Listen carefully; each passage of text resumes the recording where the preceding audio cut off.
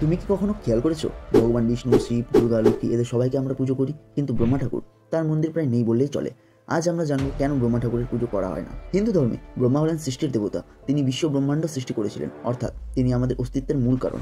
তাহলে এমন এক দেবতার পুজো কেন হয় না? পুরাণ অনুযায়ী একবার ব্রহ্মা ও বিষ্ণুর মধ্যে কে শ্রেষ্ঠ তা নিয়ে বিরোধ শুরু হয়। তখন শিব এক অনন্ত আগুনের স্তম্ভ রূপে আবির্ভূত হন। তিনি বলেন যে এই স্তম্ভের শুরু বা শেষ খুঁজে পাবে সেই শ্রেষ্ঠ। বিষ্ণু নিচের দিকে শেষ খুঁজতে যান আর ব্রহ্মা উপরের দিকে, কিন্তু দুজনেই ব্যর্থ হন। তখন ব্রহ্মা একটি কেতকী ফুলকে সাক্ষী রেখে মিথ্যে বলেন তিনি নাকি আগুনের স্তম্ভ চূড়ো খুঁজে পেয়েছেন।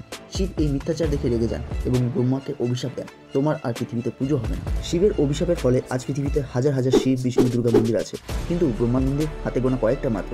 যেমন রাজস্থানের পুষ্করে একমাত্র বড় ব্রহ্মা মন্দির। এই গল্প শুধু পুরাণ নয়, এর গভীরে আছে এক দর্শন। সৃষ্টিকর্তাও যদি অহংকার ভুল করে তাহলে ফল ভোগ করতে হয়, অর্থাৎ অহংকারই পতনের মূল কারণ।